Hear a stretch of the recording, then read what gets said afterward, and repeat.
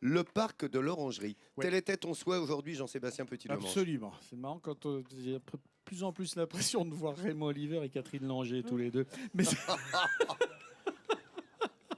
Je te remercie, dit- ça fait plaisir. non, c'est parce que Allez, occupe-toi du tourisme. on va Oh remonter. la bâché, mais alors cassé. Remontons dans l'histoire de quelques siècles. Nous sommes en 1804 et un pavillon de plaisance est construit ici même en l'honneur de l'impératrice Joséphine par son mari Napoléon.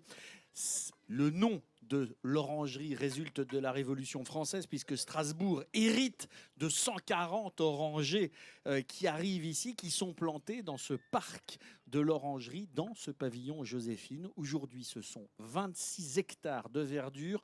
Le parc de l'orangerie, c'est le poumon vert de Strasbourg dans lequel on va se balader, dans lequel on va faire du sport, Non, dans stop. lequel on peut Va. aller draguer aussi. Comme Ah, ça. voilà. Enfin, on va se promener.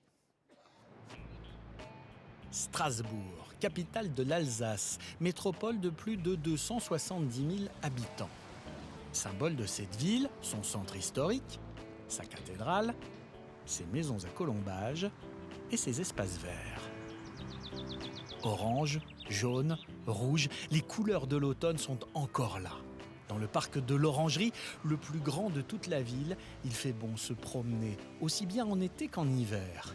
Les dimanches de printemps, ce sont près de 5000 personnes qui flânent ici.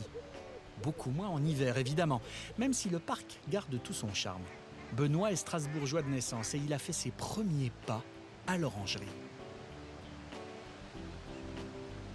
Eh bien, c'est un parc absolument merveilleux. Je pourrais presque dire j'en suis amoureux, dans la mesure où, né dans le quartier, mes parents m'amenaient très souvent dans ce parc et m'ont fait apprécier et aimer ce parc.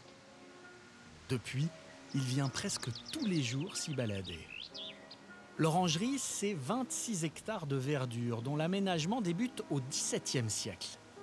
La légende strasbourgeoise attribue la conception du parc à André Le Nôtre. Mais il n'en est rien en fait. C'est un dénommé Antoine du Chaffat qui en est l'auteur. Alors le parc de l'Orangerie, c'est une longue histoire. Il démarre en 1680. C'était à l'époque ce qu'on appelait des promenades qui ont été créées à la sortie de la ville et qui étaient constituées de plantations d'alignement. Tracé géométrique, promenade bordée d'arbres. Au début, le parc sert de terrain d'exercice aux chevaux des haras royaux et le double alignement de platanes qui débute au boulevard de l'Orangerie en est un magnifique vestige. Ces arbres ont près de 2 siècles et demi. Au cœur du jardin, voici le pavillon Joséphine. Il tire son nom de Joséphine de Beauharnais, impératrice des Français et épouse de Napoléon Bonaparte. Le pavillon fut construit en 1804 pour une raison précise, abriter les 140 orangers dont la ville de Strasbourg a hérité durant la Révolution française. Cette anecdote donne son nom au parc de l'Orangerie. Le bâtiment a été détruit par un incendie en 1968 et nous n'avons plus d'orangers parce qu'aussi je pense que le comportement des gens font qu'ils ne sont pas respectés et donc on n'a pas reconstitué cette collection. Le parc de l'Orangerie s'enrichit d'un lac et d'une maison de style alsacien à l'occasion de l'exposition universelle de 1895. Aujourd'hui, cette maison est devenue un restaurant gastronomique. Et quand la météo le permet, on peut aller faire un petit tour de barque sur le lac. Mais tout cela demande de l'entretien. Alors les équipes de la ville s'échinent à faire de l'Orangerie le plus beau de tous les parcs de Strasbourg. On va les garder jusqu'à quand à peu près les chrysanthèmes là? Cela dépendra effectivement des premières gelées. Bon, ça se termine, on voit bien que ça Christian commence à est pourrir. jardinier à l'Orangerie depuis des années et il n'échangerait sa place pour rien au monde. On a quand même la chance de travailler dans un parc, peut-être, et je pense, le plus beau parc de Strasbourg. Donc autant le garder dans l'état où il est au jour d'aujourd'hui, voire l'améliorer. Ce serait, je crois, une énorme punition si un jour M. Tissier ou la direction me muterait ailleurs. Ça, c'est vrai, on peut le dire. Ça fait 30 ans que je passe dans ce parc et je suis fier. La ville a une politique du zéro pesticide, 100% écologique donc, et cela demande plus de travail pour le jardinier. C'est vraiment du manuel. On est revenu à la mode avec la binette. C'est pas contraignant, mais on met effectivement un peu plus de temps. Il y aura plus d'argent qui participe à l'entretien effectivement du parc. Un parc soucieux de l'environnement et qui évolue avec son temps. On y trouve des aires de jeu pour les enfants et même un zoo. Et avec les premiers froids de l'hiver, le parc reste agréable pour une balade aussi bien à pied qu'en 2 roues.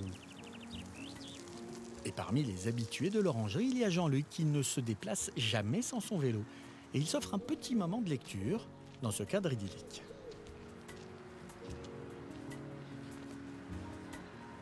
C'est un espace de quiétude, de réflexion, de tranquillité. C'est un beau cadre de vie. Le plus beau parc de la ville, sans conteste. Comme Jean-Luc, ils sont nombreux à être attachés à ce parc et à le porter dans leur cœur. Il faut dire que l'orangerie, c'est le passage obligé pour tous les Strasbourgeois qui cherchent un peu de nature, un peu de calme, en plein cœur de la ville. Et en toute saison, ce parc est ouvert à tous. Depuis 10 ans, d'ailleurs, il est classé monument historique pour son histoire et sa beauté. Il y a la Tête d'Or à Lyon, il y a l'Orangerie à Strasbourg. Ça a été le premier parc à la française qui a été fait. On était en 1692 et puis 2 siècles après, en 1895, on a doublé sa surface et on a récupéré cette maison qu'on a aperçue dans le reportage, cette maison à colombage qui venait de Molsheim, qui date, elle, de 1607, le Buerisel, et qu'on a installée dans le parc de l'Orangerie et qui fait partie des incontournables de Strasbourg à découvrir. Voilà, c'est le conseil de notre ami Jean Seb ce matin. Lorsque vous viendrez ici, on vous le souhaite, avant le 31 décembre pour le marché de Noël, par exemple. Regardez cette belle image. Il y a juste cette petite maison sur les canaux. Vous voyez à gauche, c'est la petite France où nous sommes installés. Et cette maison est tout à fait unique lorsque l'on passe devant. C'est ce qu'on se disait ce matin à Vincent Ferniaud. Absolument. Voilà, c'est un endroit, regardez si c'est beau quand même. C'est assez surprenant. Et c'est une maison d'habitation. Pardon, oui, Vincent. J'ai vu sur la plaque que c'était une aide psychologique pour les familles en difficulté. Je me dis que c'est un endroit merveilleux, effectivement, Voilà. pour venir retrouver sa zénitude.